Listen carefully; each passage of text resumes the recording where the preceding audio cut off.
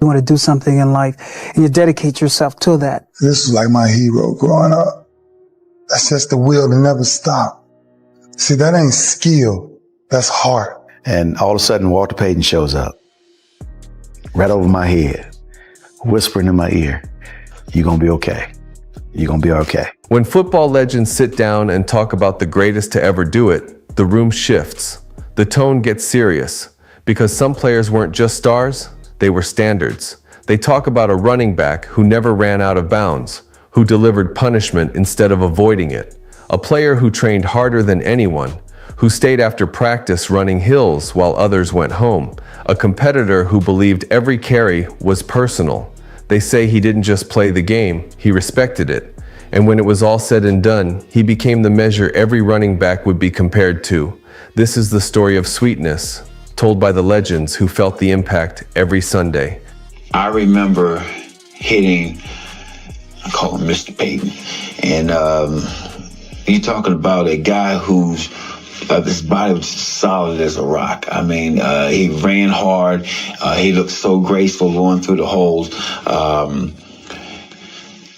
Nice guy. I mean, you knock him, hit him with everything you got, and he ended up helping you up off the field. You know, that's what I'm talking about. That guy was the one that, you know, in my mind, the two greatest players who ever played the game is Jim Brown and Walter Payton. And I couldn't really tell you who's first. This was like my hero growing up. That's just the will to never stop. See, that ain't skill. That's heart. Once you put wisdom with will on top of talent, you get what you call sweetness.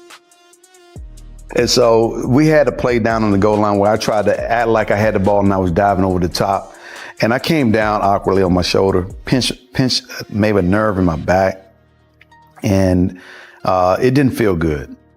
And I lost a feeling on the side, I want to say on my left side. And they carted me off. And all I could see was the moon. And so coming off the field and going into the stadium, underneath the stadium, and everybody's circling around you and talking, and you can't see them, but all you can do is move your eyes left and right. Can't move your head, and all of a sudden Walter Payton shows up right over my head, whispering in my ear, "You're gonna be okay. You're gonna be okay. Don't worry about it. You're gonna be okay."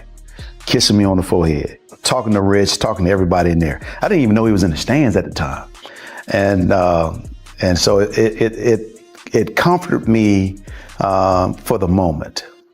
But my idol was standing right over me. It was a great thing to know that he was there, and so they whisked me off to the hospital. And I recall hearing him saying to Rich, "Here's my number.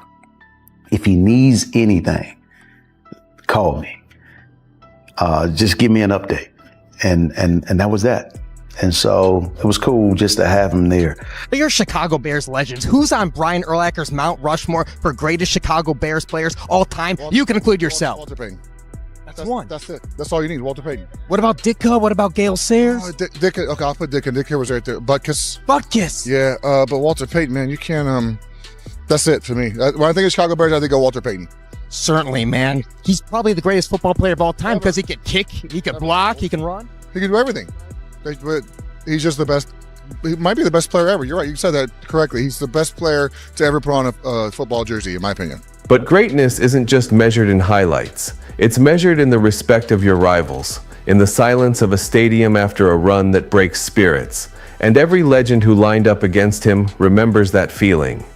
Walter Payton's my favorite player. I'm a running back. I'm like, shoot, I want to play in the NFL. I want to know, well, what does he do? And the guys just asked him the one question I'd asked. And then he says something as profound as I've ever heard a human being say it. He paused for a second. Before I share it, I don't just assume everybody knows who Walter Payton was. When he did this tape, he was the all-time leading rusher in the National Football League. And the reason I say this is because what was said about him was always interesting to me. He's not the biggest. He's not the strongest. He's not the fastest. He's just the best. As a kid, that is very confusing, man. I'm like, wait a minute. Everybody I play bigger, stronger, faster than me is better than me. How's that cat better than anybody in the world? How is that? So when he gets asked that, man, I was all ears. I'm like, what is it that he does? And he said, I want it more than they do. Every day of the week. He said in the off season, when I go run that dirt hill at 7 o'clock in the morning, I'd been trying to run those dirt hills. I'd heard about these dirt hills. I tried to emulate everything that I'd heard about. I want it Monday, Tuesday, Wednesday, Thursday, Friday, and Saturday.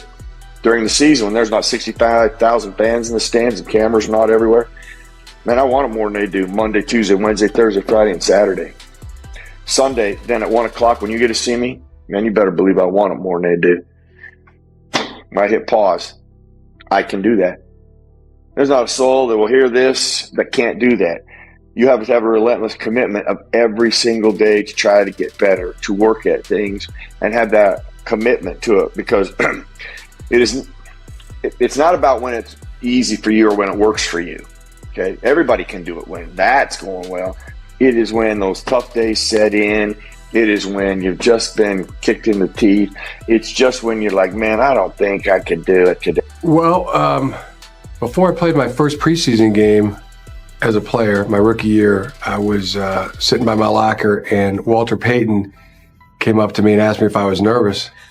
I said, no, I'm not nervous. It's just preseason, But I really was nervous, very nervous. And, almost like to the point where I thought I was going to throw up in my helmet just sitting there. And Walter said, I get nervous before every game. Every game I get nervous. And then I take my first hit, and then I'm fine. And then he got up and walked away. And that was very profound to me. Wow, Walter Payton, gets nervous. And that's okay. They talk about toughness in football all the time, but there was one player who showed it every snap, through injuries, through double teams, through seasons where he carried everything on his shoulders.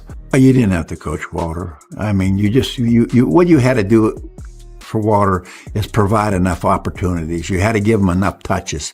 You had to get the ball in his hand as a runner or receiver, and then he would make the other stuff happen. I would be the greatest fool in the world to say, I had anything to do with his. No.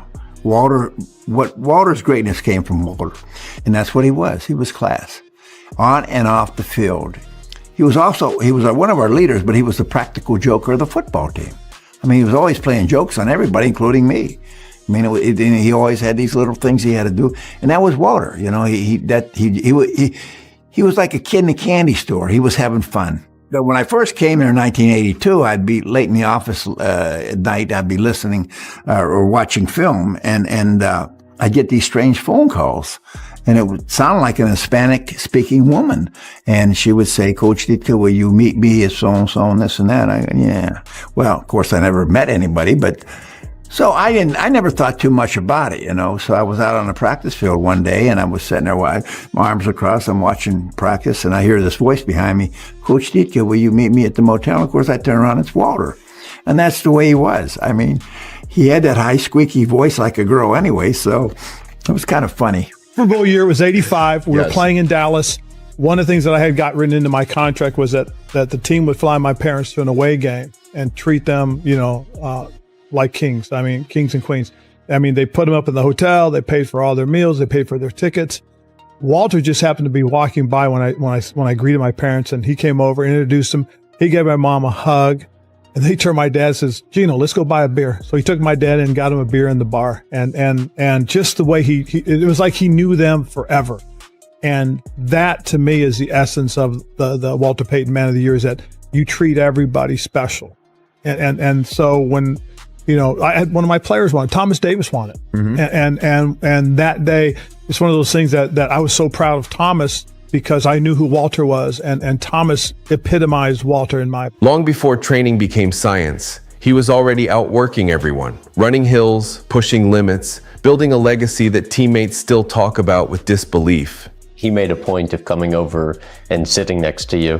What do you recall from what you guys talked about? We talked about everything under the sun. We talked about the game of football. We talked about his career. We talked about his work ethic. We talked about his eating habits. We talked about his recovery habits. We talked about transitioning from the game, business, and all those things. We talked about family. We talked about not losing yourself. We talked about all of those things.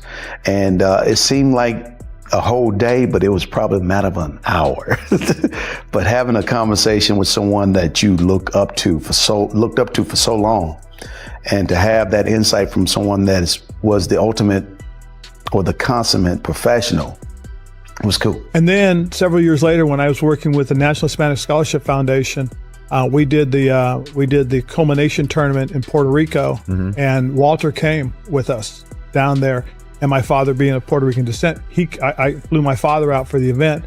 He saw my dad and said, "Gino, let's go get a beer." And that's what they did. They went in and got a beer. So now it started a tradition. Yeah. So, anytime I told my dad, I said, just so you know, Walter doesn't always drink beer all the time, Dad. Yes. But it was kind of cool because he got to tell his brothers, in Puerto Rico, "Hey, Walter Payton bought me a beer." It was the first time I saw him on television. I didn't know who he was. And I saw him make this one run. He fought for every inch. Must have twisted and knocked 3 or 4 guys over, spun around, accelerated. And I said, "Oh my goodness. What kind of animal is this? What kind of guy is this?" All those moves and the strength and the tenacity. That was it. I didn't have to say any more. I knew this was a great runner.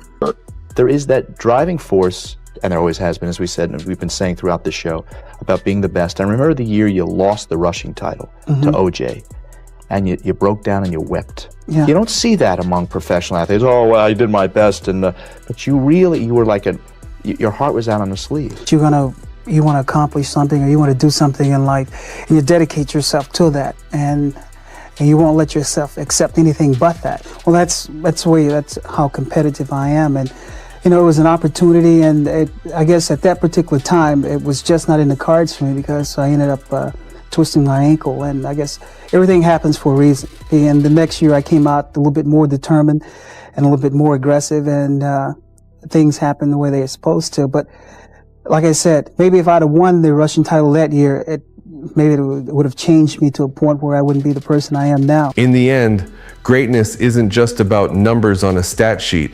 It's about impact. It's about the way a player makes teammates believe, makes opponents hesitate, and makes fans rise to their feet before the play is even over. He ran with power, but he also ran with purpose. Every carry meant something. Every yard was earned. And long after the final whistle, the respect he built never faded. Legends don't just remember what he did. They remember how he did it. The toughness, the humility, the relentless drive to be better than yesterday. That's why his name still lives in every conversation about excellence, not just as one of the greatest running backs ever, but as one of the purest competitors the game has ever seen. And that legacy, it doesn't fade, it echoes.